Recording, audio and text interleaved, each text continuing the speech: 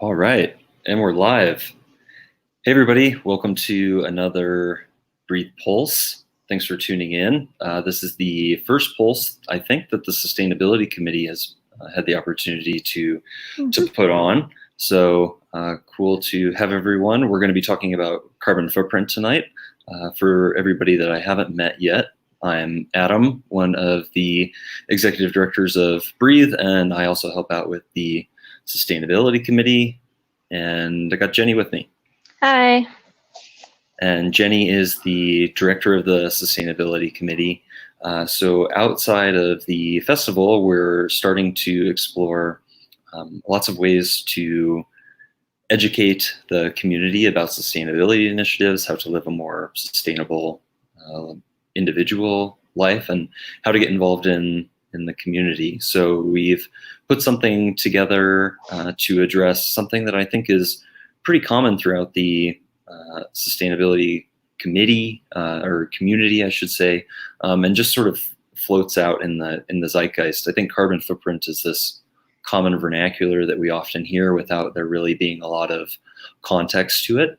And for everybody who doesn't know exactly what that means and why it's important, we're going to walk through some of that this afternoon. And we're also going to show everybody some cool practical ways to evaluate your personal carbon footprint, and then offer some suggestions on how to make some meaningful steps to reduce it.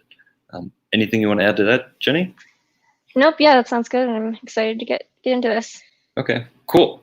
Then we can switch to the screen share and we'll walk through some slides that we put together for everybody. So we've kind of done the intro, and I'm just going to give a really quick background on what is a carbon footprint and why is it so important and why are people talking about it all of the time. So this is probably going to give everybody flashbacks of high school science class, but that's cool. So the real basics of global warming and why carbon has an impact on our daily lives and why it's so commonly talked about.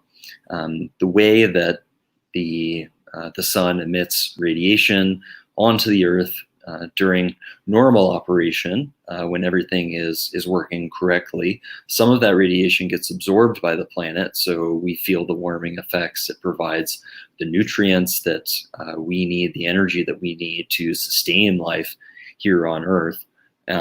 So some of that radiation gets absorbed, but a lot of it gets reflected back into space. The problem with global warming and greenhouse gas is that when we burn fossil fuels, let's say, and that carbon gets trapped in the atmosphere, it keeps that radiation that normally leaves back into space from leaving and creates this sort of greenhouse effect, this warming effect. So where does carbon dioxide come from? Down here in the bottom right-hand side, I don't know if people remember high school chemistry class or not, but this is just a really basic chemical reaction. When you combust fossil fuels, all fossil fuels are carbon-based, so they have these long carbon chains. Attached to them are hydrogen and oxygen, and when we combust something, we mix it with oxygen, and when it actually combusts, it creates all of these nasty byproducts. So one of the great things that it gives us is heat energy, and we do lots of useful things with that energy. We can move cars, we can move trains, we can fly through the air, but we also create these pollutants, so carbon dioxide, nitrous oxide, methane, all of these things that we don't actually want. So when we burn fossil fuels, not only do we get the energy that we need that we're putting into practical use, but we also get a lot of the things that we don't want. So carbon dioxide is the principal contributor to global warming. It's the most common. It's not as potent as some other greenhouse gases like methane, but because there's so much of it, it's the one that we're generally most concerned about. So when we talk about tracking carbon footprint, we generally split things into three main categories. The first one's food and transportation, and then your household emissions and waste and household consumption. So we'll go through each of those in a little more detail to talk about how those contribute to the carbon footprint. Yeah, so these are the three main big pillars, right? And it's not to say that these make up 100% of the picture, but for sure, for all practical purposes, these are the big ones where it's easier for us to evaluate. It's easier to understand what steps we can take to make some sort of difference. Yeah. So the first one we're going to talk about is food. So everything you eat has its own carbon footprint, and all of those things contribute to your carbon footprint. So I kind of think about it in two main categories. There's the actual production of the food, and then there's the transportation of it. And those two things will make up the carbon footprint. So you can break it down into like all these, there's so many steps that happen in your food production, and all of those will contribute. So it could start with like the seeds being shipped to a farm, and then those seeds get planted, and then they are fertilized, and then, you know, they're harvested and processed. Then finally, they're, you know, transported to you. So all of those steps can contribute. So if we can, you know, reduce, you know, the transportation, you'll reduce your overall footprint there. Yeah, and I think that that's something that we don't often think about with, especially with meat products, because there are so many steps in growing the meat and then getting it processed and getting it to the supermarket where you're finally able to buy it. I think when we demo the footprint calculator a little later on, it becomes obvious just how big of an impact our food actually has on our total carbon footprint. Yeah, when it comes to meat, you actually have to grow the food for your food to eat, and then you eat that food. So there's like kind of gets doubled. So and I think one other big thing to point out here, food waste is another important one. I mentioned earlier that there are lots of carbon-based molecules that contribute to global warming, and some of them more potent than others. When food degrades, when organic matter degrades, it often emits methane, which is why you see people taking advantage of that at landfill sites where they're collecting the methane gas and maybe they're burning it and running it through some type of generator to get some useful power out of it. That methane is really, really harmful to the environment and significantly more potent than carbon dioxide. So when we have food waste and it goes and sits in a landfill, that's just another way that we're having an impact. Yeah, that's why things like composting are great, because you can actually take that food, make it so that it doesn't emit methane, and then reuse it as soil. So and also when it comes to food waste, just thinking about how much food we throw away that we don't eat, and that's just the wasted energy that went into making that food, and it didn't get to a person to give them energy. Yeah, totally. And the food has such a long journey from, like you were talking about, from the time that it's conceived to the time that we're actually eating it. You know, I drink coffee every morning. That coffee is grown somewhere, not predominantly in North America, maybe in Central South America or parts of Africa, and that has to get harvested, taken to the coast, shipped on a freight, brought to the United States, packaged, distributed. Like there's a lot to the life cycle of food. Yeah, something you don't always think about, but there's a lot of steps. Yeah, so many steps. Transportation is, of course, another big one, and maybe this is the most common way we tend to think about our carbon footprint is getting in our car to go to the grocery store, or getting on a plane to go on holiday, or visit family. This is such a massive contributor as well. Interestingly, if you align transportation and food production is actually has a bigger carbon footprint. So definitely not to be ignored. But transportation is of course a big opportunity for us to understand and reduce the impact that we have. And when it comes to understanding or evaluating or reducing our impact with transportation, I think the best way to think about it is in terms of spatial efficiency. So how many people can we move for a given unit of energy? Personal cars, if we're not carpooling, are big emitters because it's just you getting moved basically. Airplanes, it may seem like there's a lot of people on the plane, but in reality, for the amount of fuel that has to be burnt, I think jet engines are burning like 500 gallons of fuel an hour or something, something crazy like that. So that efficiency, that energy efficiency, I think is a good way to think about how we approach transportation. Yeah, this is for Breathe. Transportation, we think, is probably our biggest emitter. And, that's sort of the nature of it. We're a festival. People travel across the country or the world to get there. So, carpooling is one way we could really cut down our emissions there, I think. Yeah, definitely. And public transportation is getting better and better. Light rails in cities like Denver are, of course, driven by electricity, and that electricity can be sourced from renewables. So if you don't have the option of owning an electric car or something like that, that's a great opportunity as well. And that's something that I think the carbon intensity over time of public transportation is just going to get lower and lower.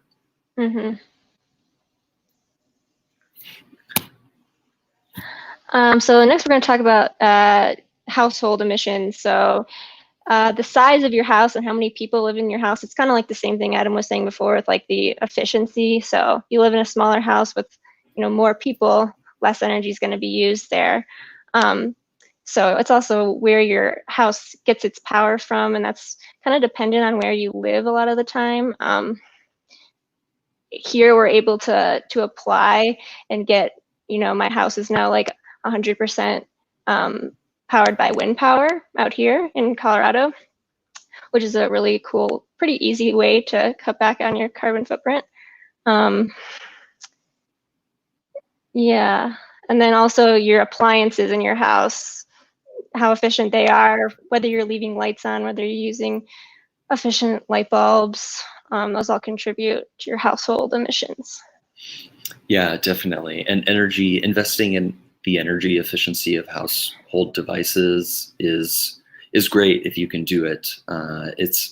I think energy efficiency is sometimes called like the fourth fuel or something like that, but it basically means that it's this huge opportunity for reducing the total amount of energy that we need without having to make large capital investments into new types of systems. Like, to increase the energy efficiency of your refrigerator, you don't need to build a huge field of solar panels. You don't need to construct hundreds of wind turbines, but it still has a huge impact. And I think nationally, what we see from an energy consumption standpoint is energy consumption has been pretty level for the last 20 years or so. And even though individual consumption and demand goes up and we have more people on the planet, the energy efficiency of those appliances, of our cars, have actually kept the total energy curve relatively flat. And I remember reading something like the household appliances that we just leave left in the plugs. Yeah. There's a huge opportunity to reduce your monthly utility if you can put them all on a power strip or something like that you can switch off from one place. I think conservative estimates say that could save you 30% of your monthly electricity bill just by unplugging stuff when it's not in use. Yeah, and if you can remember to like turn down your heat when you leave, or if you have the ability to get one of those, smart thermometers, that can also help a lot. Yeah, definitely. Cool. That's all great. I think that there's a lot inside in the house that you can focus on, and then talking to your utilities, like you were saying, about the opportunities for sourcing renewably Every city and state seems to be different, but if you're in Colorado, that's a really, really great one. Yeah, it was really easy to do. Just online apply for it, and then they sent me a sticker that said your house is now powered by the wind. Oh, awesome. Yeah, and I want to say we might pay like an extra 2 cents or something. Yeah, it's something really, really small. Yeah, per kilowatt hour. So you're definitely not going to notice a difference, but it will change how much renewable energy a local utility company like ComEd or Xcel is sourcing from renewables. All right. Waste. Yeah, so also comes to your house, there's a waste. So like we were talking about before with the landfills and the greenhouse gases, the less you send to the landfill, the lower your carbon footprint is going to be as well. So starting with reducing, just consuming less, buying less new items. That's really the like best place to start. And then reusing things that you've bought. I have these little like containers that I get mochi balls in, and I use them as ice trays. Little things like that are just kind of, just trying to not throw away. Because then when it comes to recycling, unfortunately, a lot of what we throw in our recycling bin isn't actually recycled, especially when it comes to plastic. So reducing plastic is really good to do. And then, composting is great. So if you don't have the ability and the space to like maintain your own compost, you can look into programs in your city or town that will take your compost for you, which is what I do, which I think is really nice because me and my 4 neighbors all share one bin. So now not just I'm composting, 3 of my neighbors are too. Yeah, that's awesome. Which is a really cool way to do it. So, and then everything that goes to the landfill is going to be producing greenhouse gases, and then of course if you're incinerating it too. That one's pretty obvious. Yeah, I was telling you yesterday when we were prepping for this that I didn't, growing up, really understand that reduce, reuse, recycle was in that order for a specific reason. I kind of always thought that they were just sort of interchangeable. Yeah, and I think now people talk about repurpose as a thing too, to just think of other ways to use things. Cool. Because we kind of just discard a lot of material that's taken a lot to produce. So yeah, and it's amazing. I think personal choices about like, I know for me what commonly ends up in recycling is really food packaging. That's probably like 80% of our recycling bin. So when we're at the supermarket, we try and buy in bulk and we take our own bags and things like that for produce as well. So some opportunities there to just, like you were saying, just minimize the amount of actual stuff that you're bringing into your house.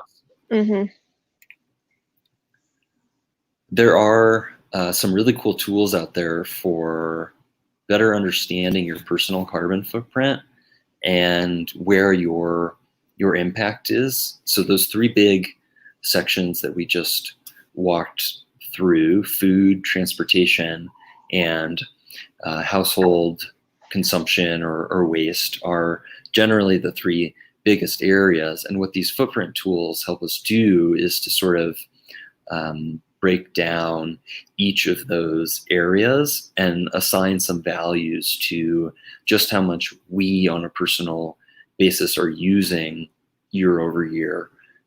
And some of these tools are more intuitive than others. We were talking about how the one from the EPA seems very, very average and asks for lots of information that we might not have offhand. But the one that we're going to walk everybody through is one, really nice to look at, I think, and also seems to do a really good job walking you through the tool and the evaluation and giving you some tips and tricks at the end as well. So we're going to flip it over to you, and we're going to Yeah. actually demo for some people the Impact tool. Yeah. So yeah, like Adam was saying, this one's pretty intuitive and it's pretty easy to fill out. So the first time you go through this, you might not like have all the answers to it because it's just not things you know have been tracking.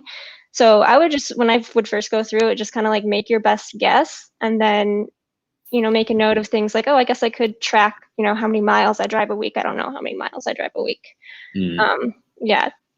So this one starts with food, and it kind of like lets you makes it super easy if you just want to just say, I occasionally eat animal-based products, but it also lets you go in and say, how much you eat each different type, and that'll give it some more information.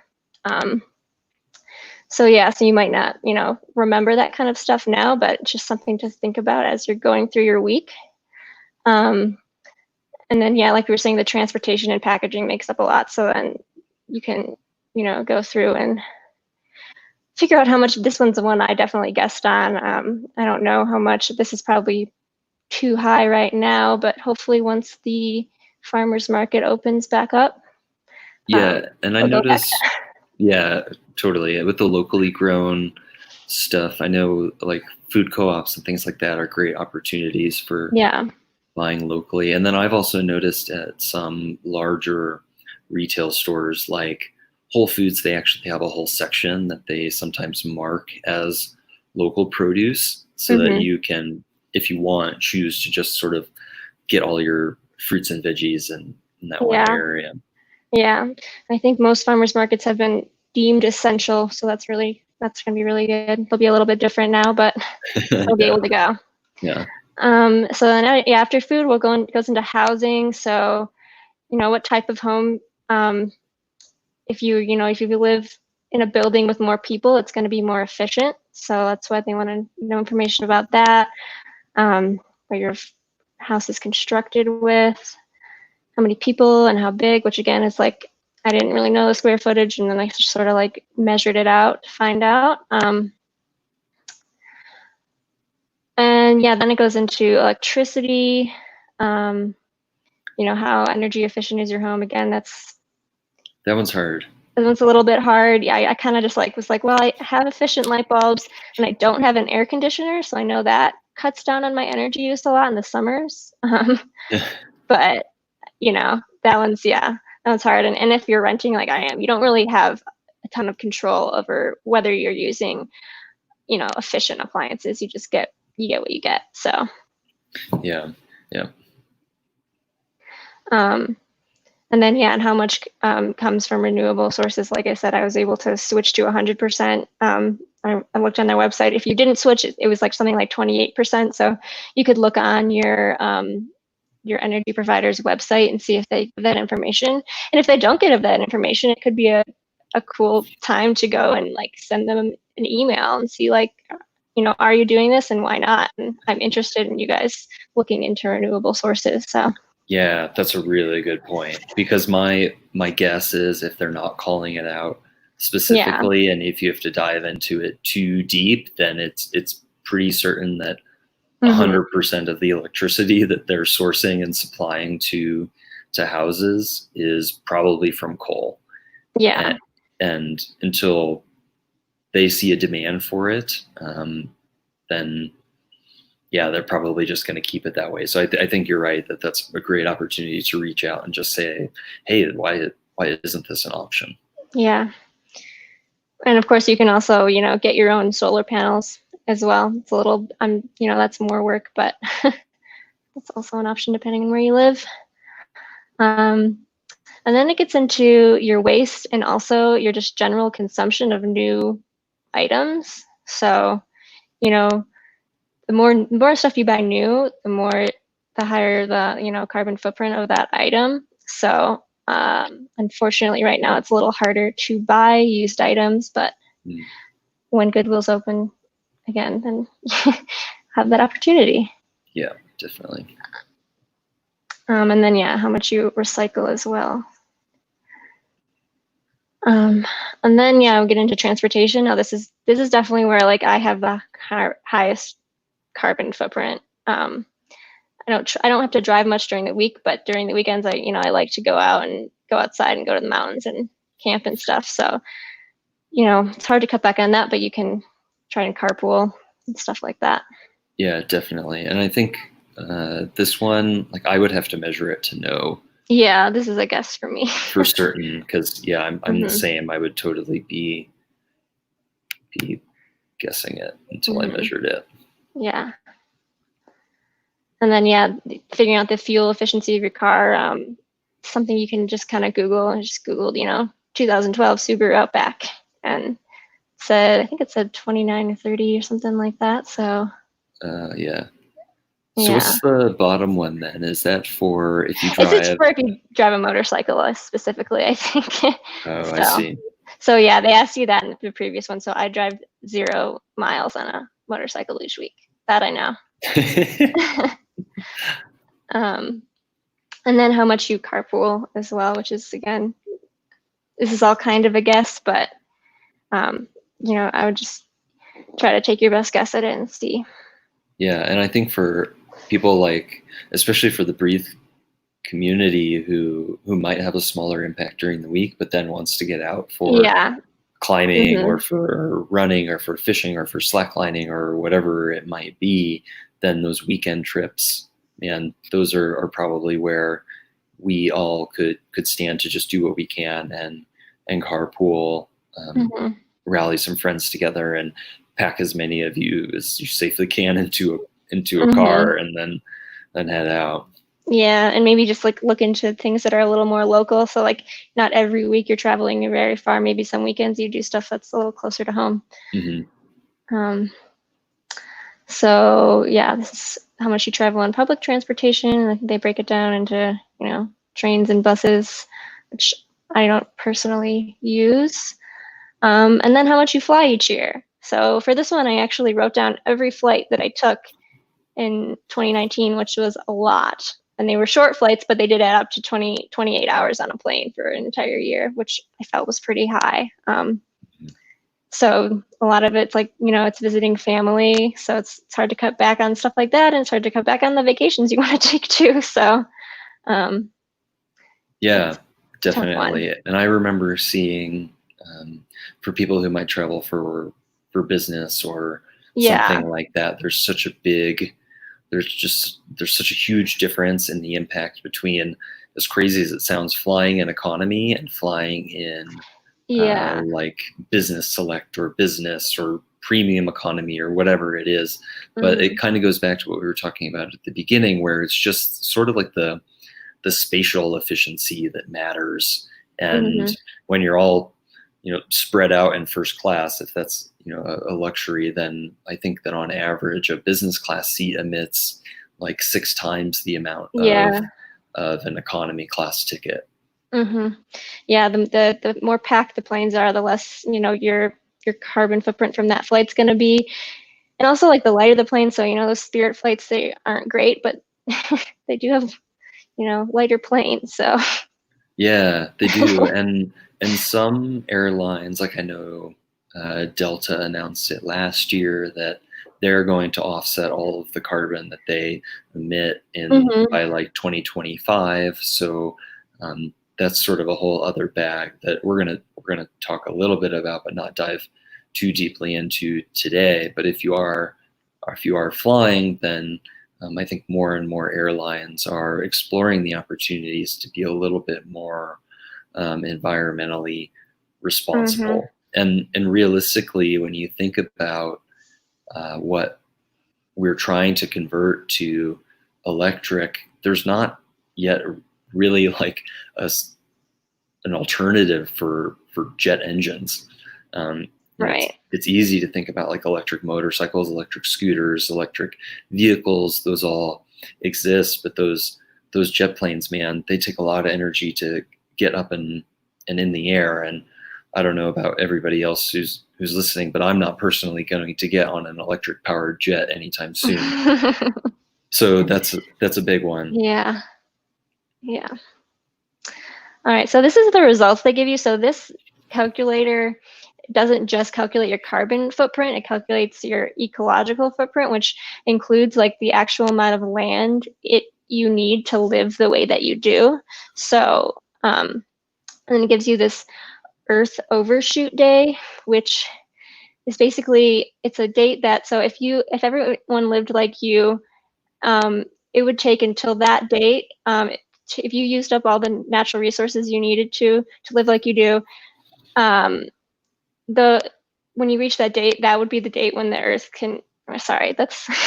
I think what it is, it's kind of like when the Earth can no longer regenerate the amount of carbon. Yeah, that's what it is. Yeah, that's being that well. emitted. So like, yeah, it's all yours is the kind of natural like resources.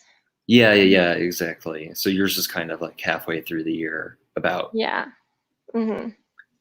And then they're saying that you would take 2.3 Earths to live like I do, and the average in the USA is 5. So we're taking up more land than really is available to us. Yeah, crazy, huh? Yeah. So, and they give you they break down the results here. So, like I was saying, the ecological footprint. So that's how much land is needed to like produce everything you use, and also how much land is needed to absorb your carbon emissions. So the most of the land needed for my footprint is to absorb my carbon emissions, and then is made up of what you need for your food and what you need for your shelter as well.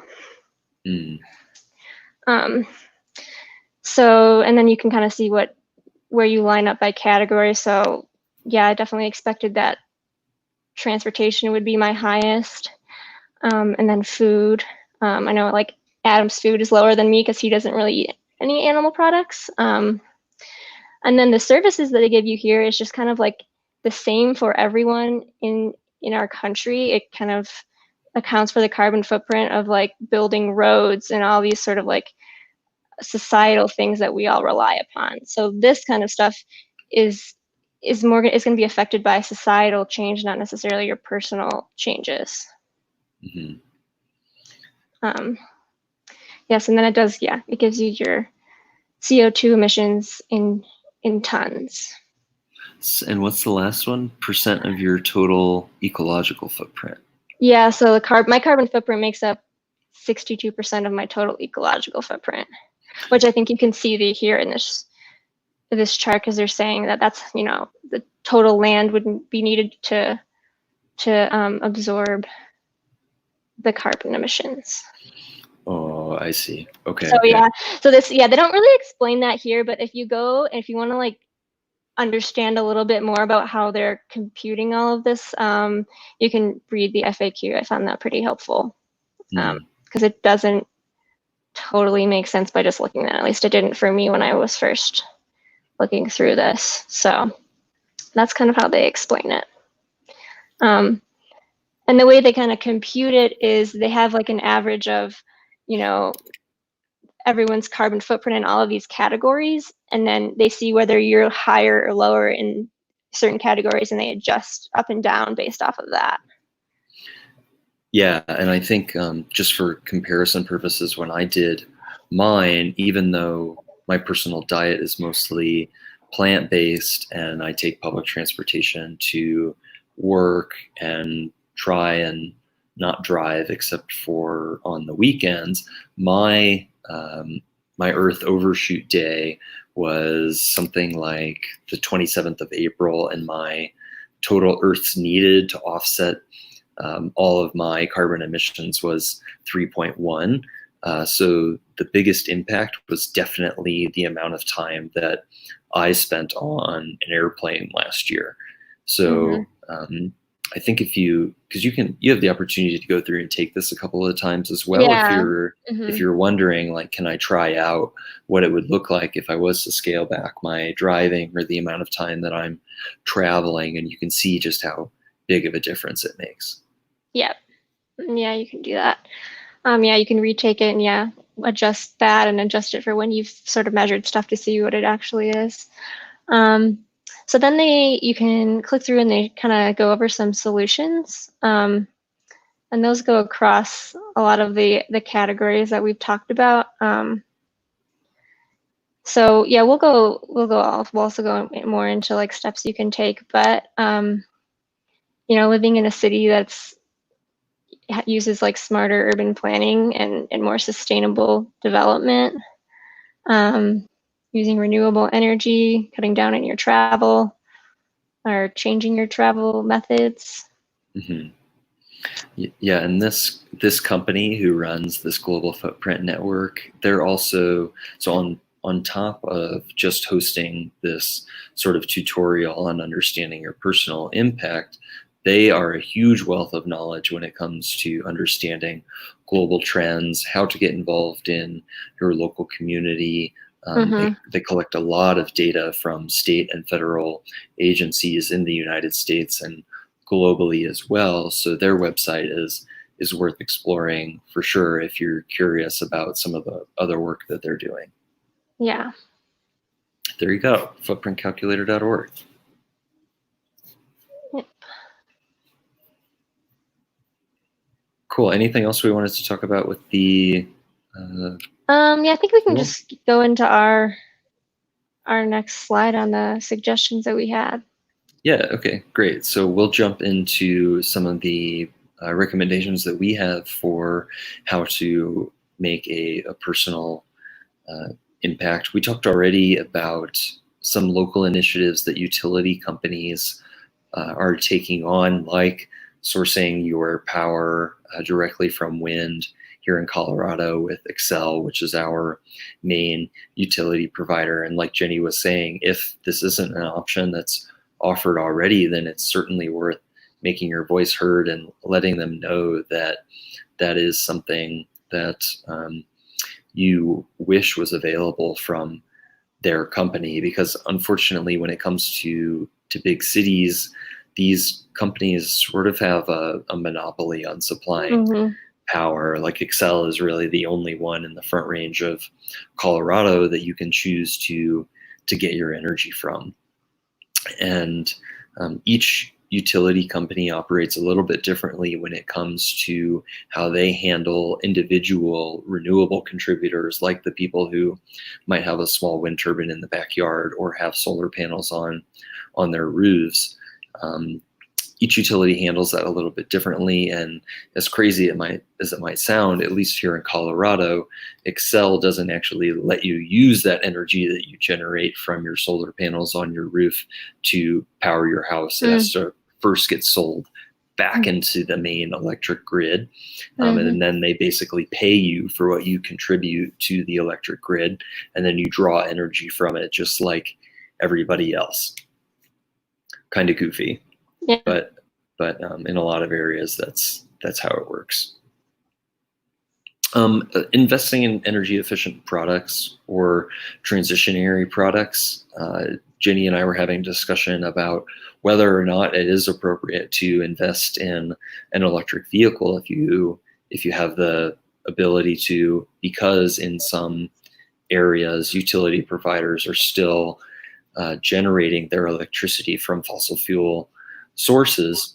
So are you really having that big of an impact? And maybe we could spend a couple of minutes just talking about that. But my personal opinion is that if you're able to, making that investment in that transition product is going to provide the working capital to the companies, the automakers who are trying to basically prove out the business case for these longer term sustainable solutions. So it might not be perfect now, but it is most definitely worth investing in it if you're able, in my opinion.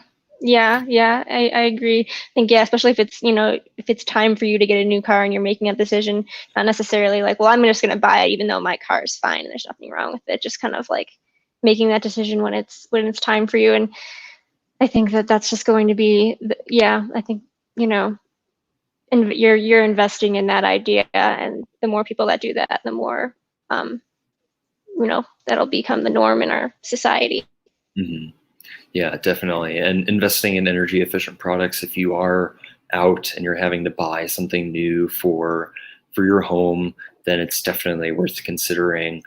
Is it worthwhile for me to pay the extra 50 cents for these energy efficient light bulbs? Because it might sound silly, but it is one that can make a big difference in how much power you're consuming in your home. If you think about, oh, what am I using most of the day?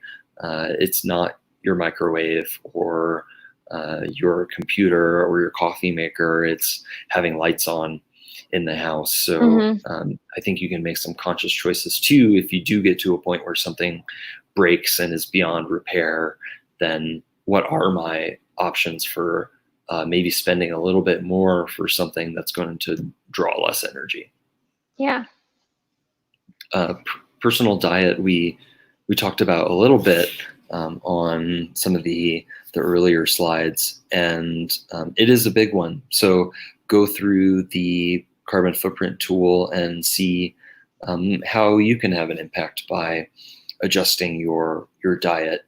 If you're curious about doing that, but a little bit wary of what being more plant-based or vegetarian might look like, then just experiment with one meal a week. Yeah, you can make these changes really, slowly. If you just do one meal a week, I read this thing that it's like one more vegetarian meal a week is like not driving 1,000 miles. So that's pretty significant. Yeah. And yeah, and it's with all of this. And then stop eating meat, and I also need to like just never drive my car again, because that's not going to be sustainable for you, and then you'll get burnt out on it, and it'll be hard to maintain those changes. So even just starting by just observing and being like, oh yeah, like what am I doing, and then based off of that, picking one thing to start with.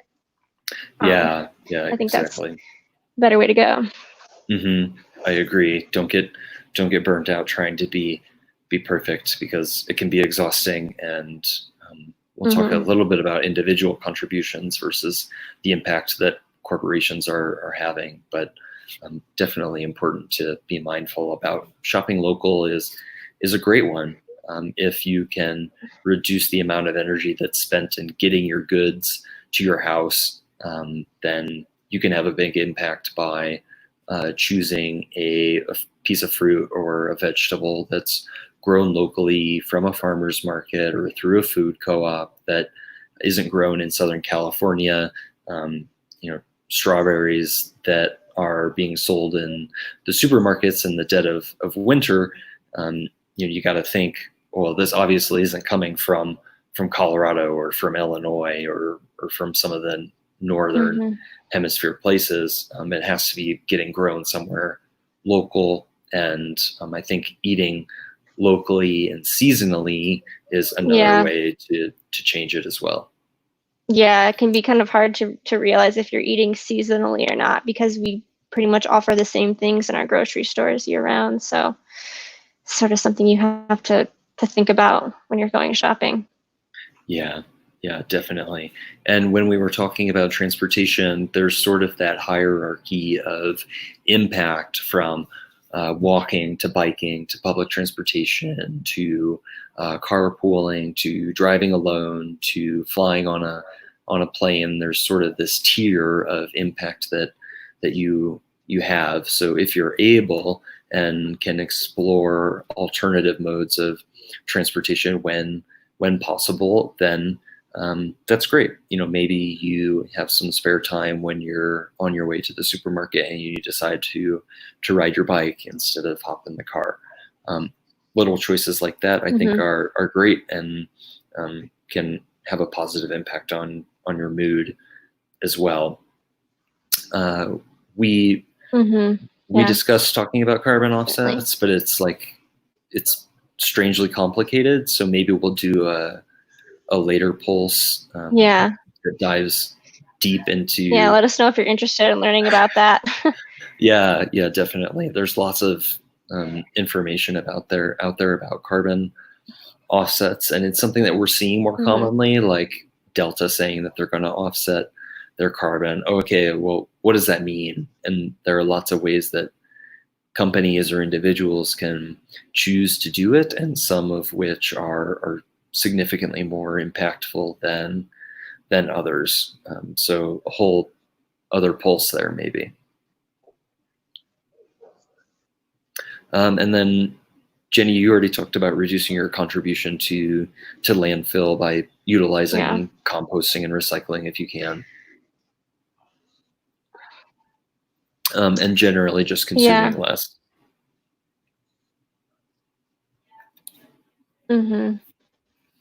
Yeah, I would just look at seeing if there's any composting programs available that, you know. Mm-hmm. And then also trying to buy less new things, buy things that are used as well. Yeah, totally. That's another great one. So I think where we wanted to, and then we wanted to talk about, you know, the opportunities for progress that you can take in your community, not just personally. Yeah, go for it.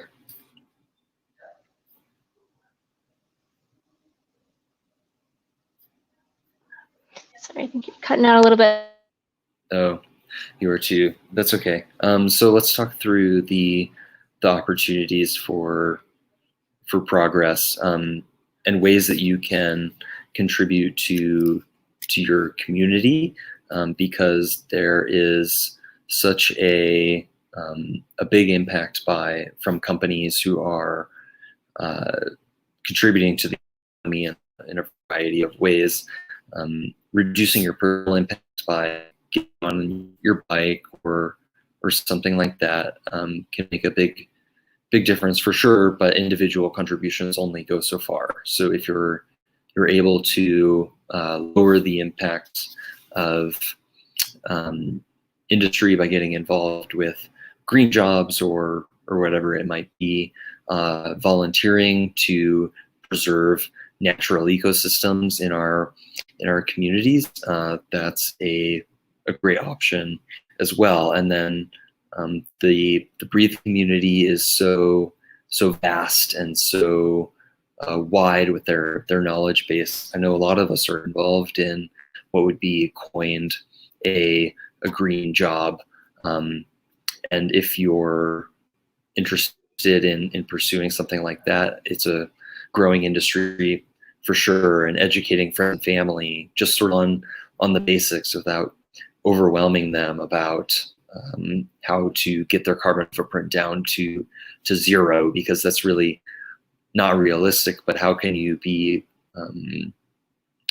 friendly about it and have conversations with people about how to make some meaningful differences in their everyday lives? So education, I think, serves a big part.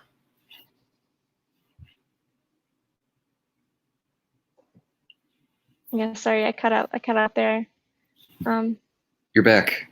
Yeah, I'm back. Not sure where you left off though. We just talked through opportunities for progress, so I think all right, we're going to do closing. Cool. So the whole point of today was to educate everybody on how to better understand your impact, so that you can act on it. Yeah, and I think it really starts with understanding and not feeling like you have to act immediately. Sort of like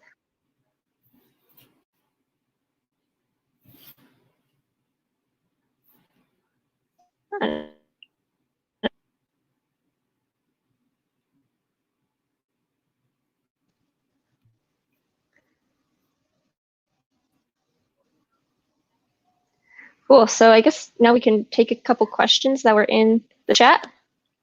Yeah. Sounds good. Yeah. Yep, let's do it. Let's see. Yeah, I saw Heather's question about what about van life, which is something I've thought about because, you know, we lived in our car for about 2 years, so I sort of thought about, well, how does my carbon footprint compare to that, the way I'm living now? And I'm not really sure how it balances out because we were driving a lot. We were driving around a lot. I feel like Heather and Will, you guys kind of stay parked a little bit more, which I think is good. But you're definitely living in your car, you know, square foot of your house really small. I think you have a lot less consumption because you just don't have a lot of space for stuff. You're a little more conscious about things like food too, just because everything's on such a smaller scale. So I think van life, the carbon footprint of van life is probably a lot lower if you're staying parked in one area for a while. But if you're constantly moving around, then I don't know if the balance might go the other way, but couldn't say for sure. Yeah, that's a good point. My guess, I mean, it would be cool to see if there's like a carbon. Well, you could use the same photo calculator and just see what it comes out as. Yeah, I could do it for my previous life and see how mine compares. And Heather, you guys could do that too. You could fill it out for both lifestyles, and then it'd be interesting to see the results of that. Yeah, and Dan had a really great question about being able to use this assessment for festivals without having to be polluting and have a lot of paper going around. Is there a marker board version of this? I'm not sure about this specific one, but I have seen some where they reveal the calculation that's happening behind the scenes. So there is the opportunity to dig into that a little bit more and just see how you could make it really simple. So I imagine it'll be a reduced version of this, but you could definitely have people rate them on these different scales from 1 to 10, and then just use the impact formula to have everybody kind of do the calculation then and there to give them a good idea of what their Earth's used or their overshoot day might look like. So I think that you could get creative to roll this out in a way that doesn't require everybody to be sitting at a computer. Yeah, definitely. Yeah, and then Danette had a question about driving versus flying, which is so I worked on calculating the carbon footprint for Breathe, and it was just for transportation, and it was people driving, people flying, and I used different tools to calculate that. So it's hard to say exactly because it's like what kind of car are you driving? Are you driving in it alone? Are you on a small plane that's not very full, or are you on a big plane that's really full? Those are all factors that contribute to that. But when I was doing the calculations for Breathe, I was kind of surprised that the plane carbon emissions didn't seem as high as I thought they would be, because generally planes nowadays are so packed, or were so packed. But yeah, I think you'd have to have a little more information, but you could do some I'm if you had those details.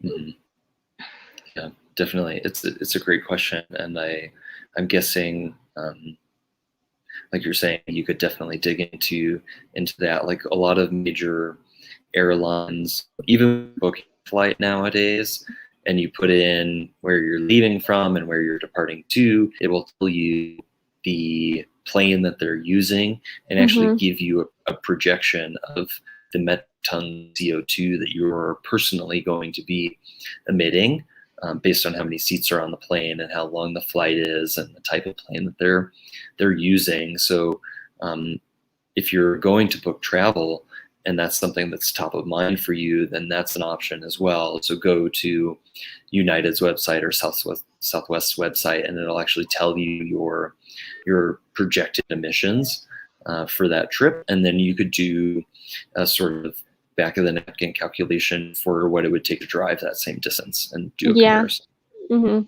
Yeah, for the driving for found the added emissions per mile, and we calculated the miles people traveling, factored in carpooling as well. So they're kind of like simple ways to make a rough calculation on this kind of stuff.